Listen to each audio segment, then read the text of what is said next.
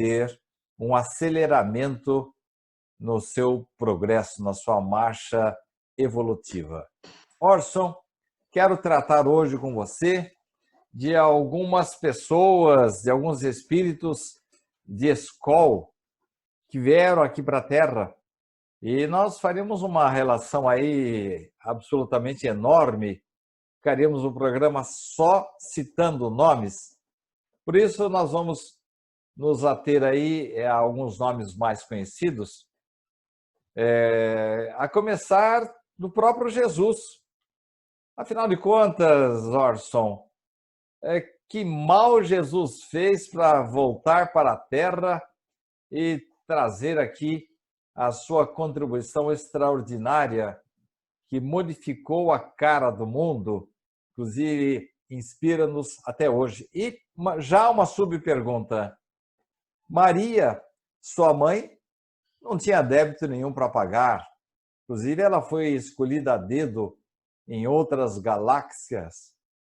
E Allan Kardec, numa das questões, faz assim uma apologia ao trabalho de Maria, né?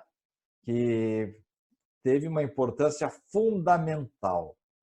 Orson, por que esses espíritos de escola elevadíssimos de outras esferas, por que eles perdem tempo com a gente aqui, Orson, e sofrem tanto?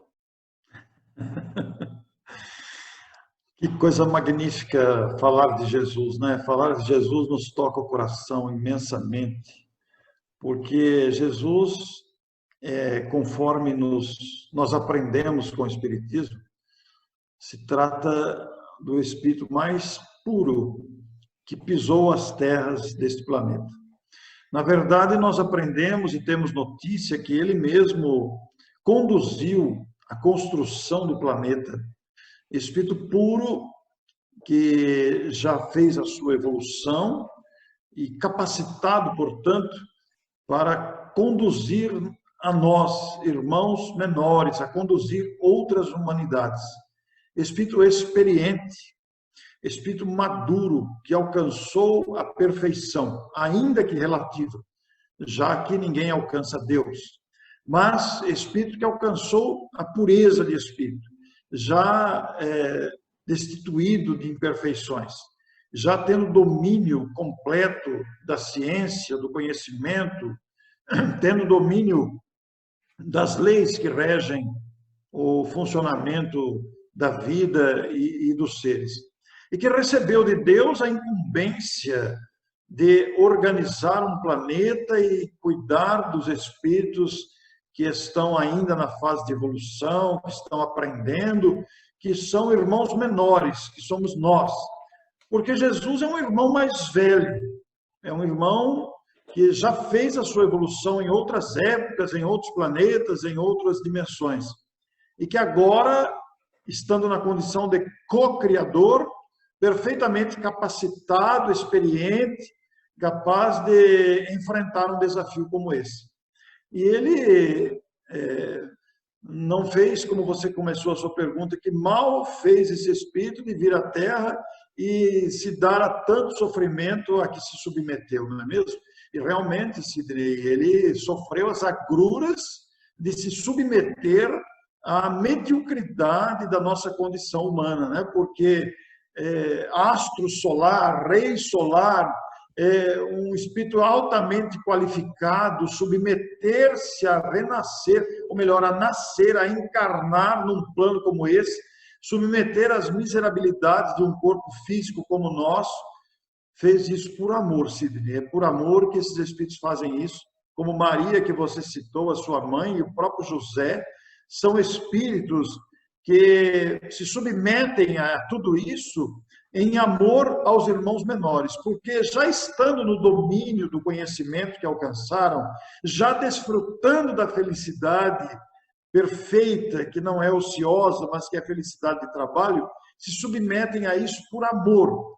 Porque quanto mais o espírito evolui, quanto mais o espírito progride, quanto mais o espírito ascende na escala da evolução, mais ele compreende a grandeza da vida. Mas ele tem noção consciencial e como aumenta a sua noção consciencial, ele percebe que precisa participar desta obra de Deus, que é igual para todos, então todos temos possibilidades. E como nós precisamos de referências, precisamos de exemplos, precisamos de condutores para sair desse emaranhado de condicionamentos que nós estabelecemos, esses espíritos se fazem nossos guias, se fazem nossos modelos. Jesus é o maior deles. E esteve entre nós, submeteu-se a tudo isso, como Maria também, por amor a nós.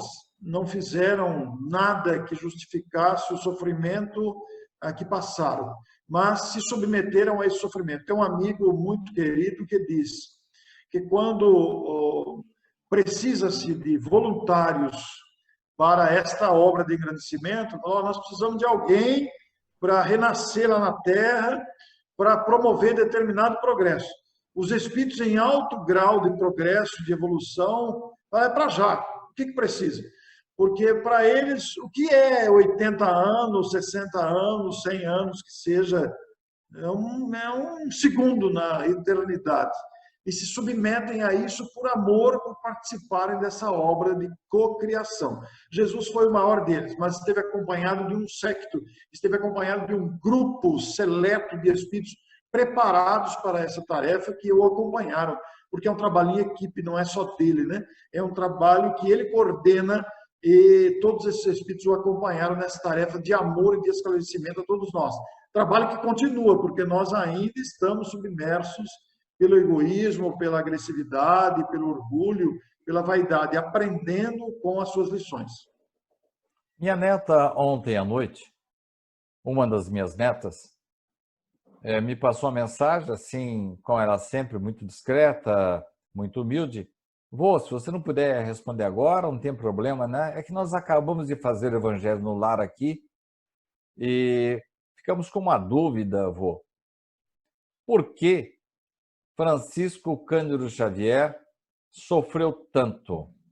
E tantos outros seculares que vieram à Terra nessa fieira de criaturas que se oferecem para vir à Terra, para impulsionar a humanidade, para abrir os olhos da humanidade, como, por exemplo, Ivone do Amaral Pereira, que também passou por maus bocados, ou mesmo Batuíra, ou Amália Domingos Soler.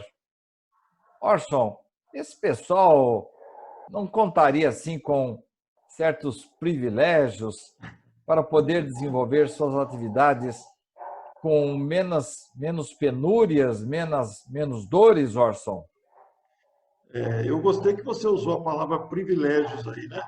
Porque esses espíritos de alta envergadura moral, como Chico Xavier, Eurípides Barçanufo, Caio Barchuti, o Bezerra de Menezes, Amália Domingos Soler, e também tantos outros que poderíamos elencar aqui, a Dona Ivone do Amaral Pereira, e não só na área da moralidade, né? Não só na área da moralidade. Se você pegar esses grandes vultos da ciência também, esses grandes nomes que desbravaram e se tornaram pioneiros nas grandes conquistas, todos eles enfrentaram dificuldades variadas. Todos eles sofreram desprezo, sofreram miséria, sofreram privações de toda ordem. É que espíritos dessa envergadura, Sidney, eles dispensam qualquer tipo de privilégio e dispensam qualquer tipo de vantagem, porque eles já trazem dentro de si a força que precisam. E eles escolhem adversidades, como pegarmos Chico Xavier, por exemplo, que teve uma vida de imensa dificuldade, de privações materiais, mas cumpriu a sua tarefa e deixou um legado magnífico para a humanidade. Porque eles não pedem privilégios, não pedem vantagens, primeiro, porque eles trazem dentro de si a força que precisam. E segundo, para não se submeterem às tentações do comodismo, às tentações das facilidades. São vacinas que eles se auto-aplicam?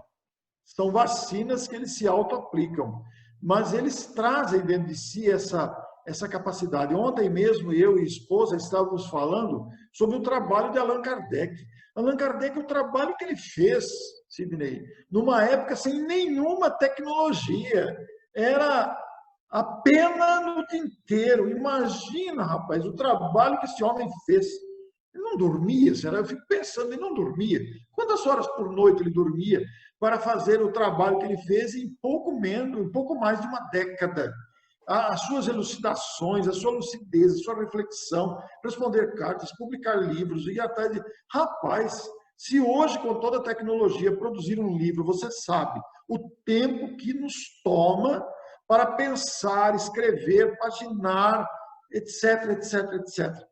Imagina aquele tempo. Então, são espíritos que se submetem a tudo isso pela consciência do dever e pelo amor que desenvolvem em favor dos que estão abaixo deles, que somos nós. Então, eles vêm para dar exemplos de perseverança, de coragem, de ousadia criativa e nos estimulando, como a quem diz assim, olha, gente, vocês não sabem o que os aguardam. Se esforcem, lutem, porque vocês conquistarão a felicidade que nós já desfrutamos, que é uma felicidade de trabalho. Orson, eu fico só pensando nessas agruras, dificuldades, porque Rivail tenha passado, e eu acabei de fazer um estudo, escrevi um artigo, comparando o trabalho de Rivail com o de Kardec, e com 26, 28 anos de idade, ele já dava claras demonstrações do preparo que ele tinha. Agora, para Rivail foi um péssimo negócio meter-se no espiritismo, não, Orson? Ele já tinha propriedades, era um educador respeitado. A partir da sua aproximação com a doutrina espírita, sofreu perseguições, problemas financeiros, e bem você disse, ele não tinha nem mesmo uma máquina de datilografia. E outra coisa, o clima, eu já passei por Paris, no calor, é um calor danado, e no frio é um frio intenso. E esse homem trabalhava sem parar, dia e noite. Então, eu imagino reportagens com perseguições, problemas financeiros, problemas de saúde que ele teve. Não sei se você sabe, Rivail chegou a ficar cego. Ele teve um problema de vista, precisou procurar uma médium de cura. O médico disse que ele não tinha mais jeito, que ia ficar cego. Enfim, passou por 1000 problemas. Orson, será que esse pessoal que vem com essa missão tem mesmo, desculpa, eu estou sendo meio repetitivo, eles têm mesmo que sofrer tanto? O Chico, pelo amor de Deus, quantos problemas de saúde, financeiros. E a minha neta me perguntou ontem, vô, é verdade que o Chico sofreu aquelas perfurações no abdômen? Tanto é que depois de adulto precisou fazer uma cirurgia para corrigir uma hérnia que ele adquiriu com essas perfurações. Orson, esse pessoal não exagera muito não nessas providências, vamos dizer assim, preventivas, coercitivas? Mas sabe o que acontece também, Sidney? Há um detalhe muito importante de tudo isso que você considerou. Esses grandes nomes, esses grandes lutadores, esses grandes idealistas, você citou Kardec aí, o trabalho que ele fez, das privações, você citou o Chico. Enquanto você falava, eu comecei a me lembrar dos primeiros apóstolos. Eu comecei a me lembrar do sacrifício de Pedro, o sacrifício de Paulo. O que esses primeiros cristãos, o que esses apóstolos enfrentaram, rapaz, não foi brincadeira. Eu fico pensando na facilidade que nós temos hoje, nos recursos que estão à nossa disposição, mas esse pessoal enfrentou coisas que nós não estamos preparados para enfrentar hoje. Quando eu começo a viajar aí e reclamo um pouco do carro, do tempo, do hotel, da comida, eu me lembro que Paulo de Tarso passava por todo aquele Mediterrâneo a pé. Jesus também. Não tinha uma pedra para encostar a cabeça. Então, mas o que acontece é que eles não pedem privilégios, dispensam qualquer tipo de facilidade. Mas o que acontece é que eles entram num cenário hostil, num cenário atrasado como o nosso. E você pode verificar ao longo da história que todos os grandes idealizadores, todos os grandes lutadores pelos grandes ideais que transformaram a humanidade, o que acontece com eles? Eles vão enfrentar a resistência dos acomodados. Eles vão enfrentar a resistência daqueles que não querem mudar o padrão. E aí é que eles começam a sofrer, porque eles vieram com uma tarefa determinada que teriam que fazer. O que os faz sofrer não é a dificuldade material. A dificuldade material dá-se um jeito. A dificuldade material a gente supera de um jeito ou de outro. Mas toda pessoa que começa a veicular uma ideia nova enfrenta o preconceito e a resistência estabelecida pelos padrões habituais daqueles que querem manter o controle, daqueles que querem manter a situação como está, porque estão confortavelmente instalados e não desejam alterações.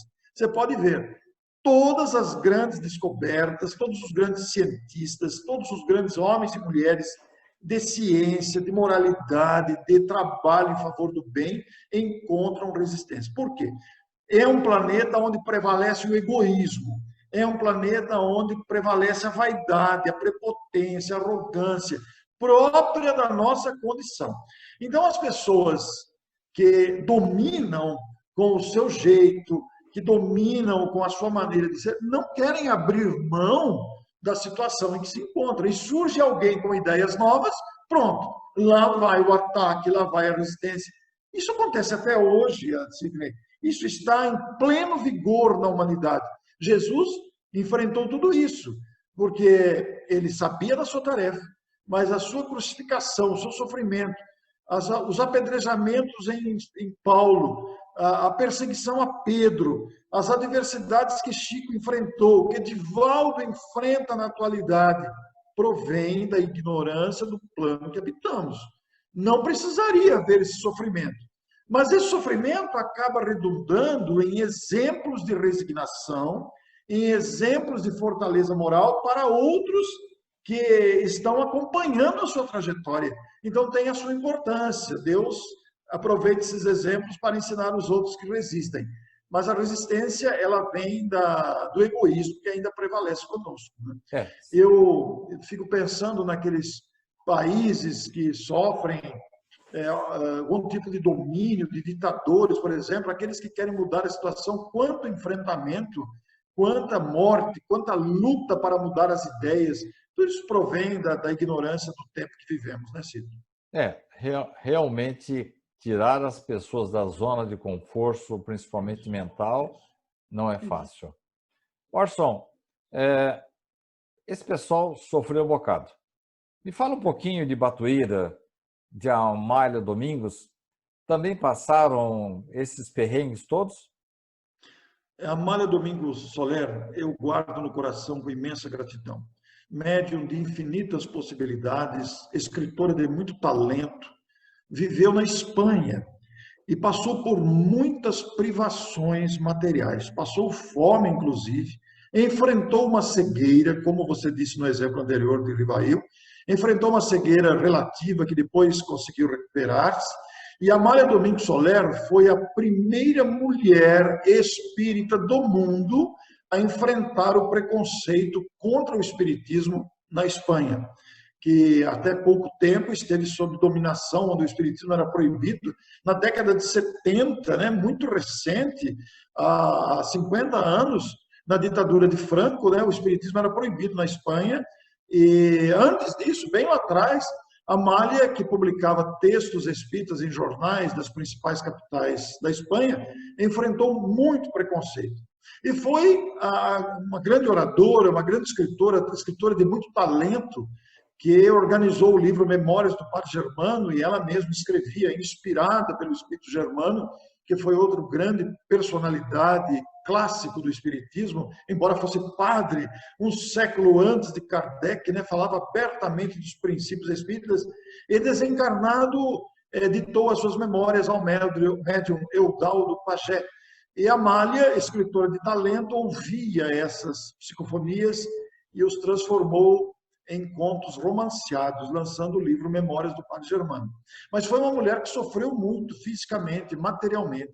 E Batuíra atuou na capital de São Paulo.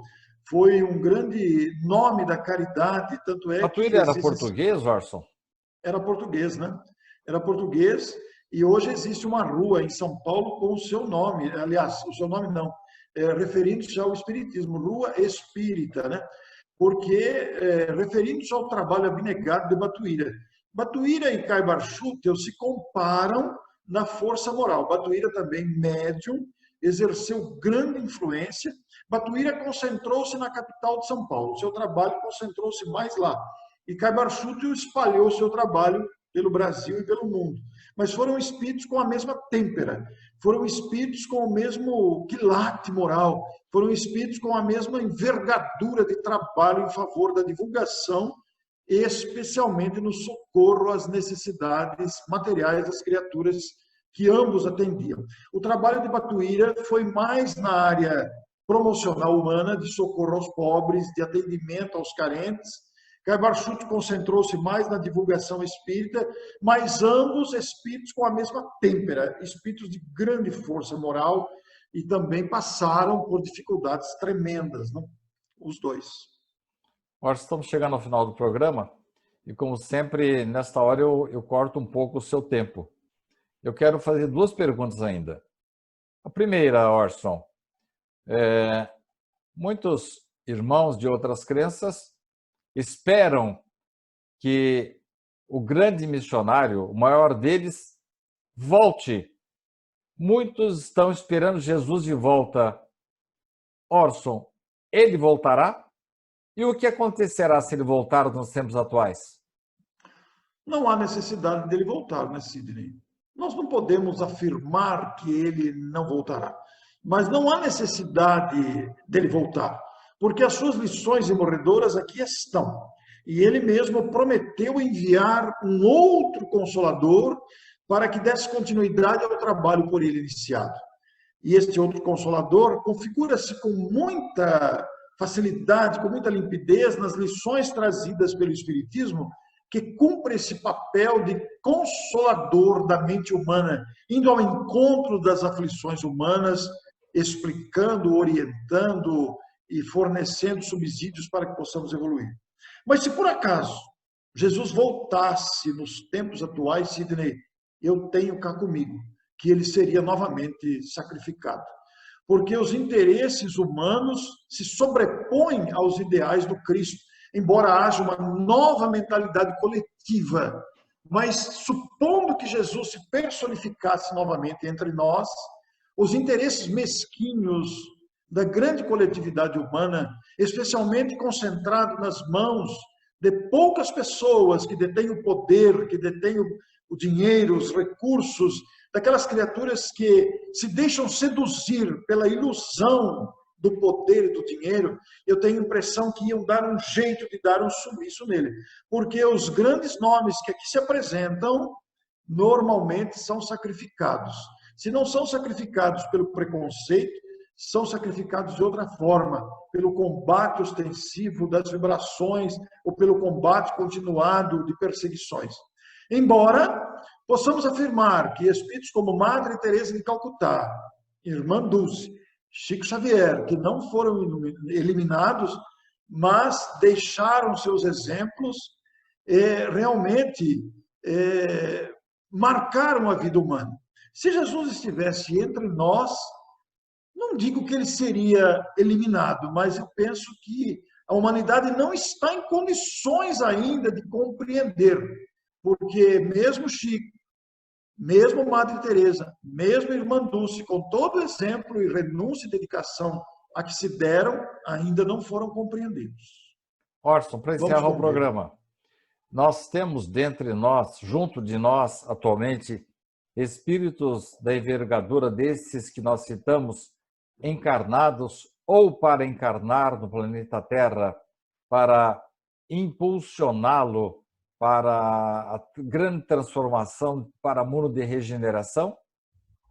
Nós temos muitos desses espíritos encarnados, estão agora sob outra personalidade, com outros nomes, em outros locais, em outros países, aqui ou outros países. Nós não sabemos quem são, mas eles gradativamente vão aparecendo. Nós não podemos dizer, este é a reencarnação daquele. Como é que vamos dizer? Nós não temos acesso a essa informação. Mas é visível a quantidade de espíritos esclarecidos, espíritos que trazem em si mesmos as virtudes das artes, do belo, da harmonia, do progresso, em todas as áreas, na tecnologia, nas artes, nos esportes, na música, na religião, na ciência, na educação, estão entre nós. E muitos ainda virão, muitos ainda encarnarão, porque este processo de transformação da humanidade é um processo gradativo. Há uma substituição natural das gerações. E cada geração traz um grupo desses grandes espíritos, desses grandes nomes, que retornam ao planeta para impulsionar o seu progresso.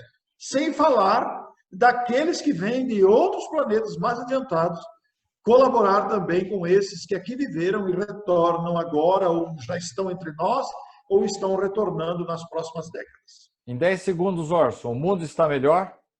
Muito melhor, muito melhor. O mundo progrediu muito. Apesar de tudo que ainda guardamos de imperfeições, nós progredimos bastante. O progresso é inevitável, é uma lei. Muito obrigado por sua participação, Orson. Que alegria falar do Espiritismo e falar dessa doutrina tão abrangente. O que é o Espiritismo? Obrigado. Na próxima semana estaremos de volta com mais um programa que vai tentar nos trazer mais elementos, mais subsídios para responder a essa pergunta. Afinal de contas, o que é o Espiritismo? Até a próxima semana.